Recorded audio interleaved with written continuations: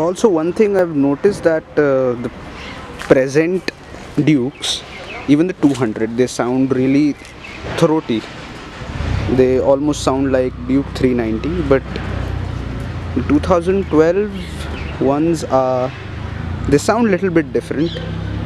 Well, people used to say that Duke sounds like an auto, but not really. It sounds really good.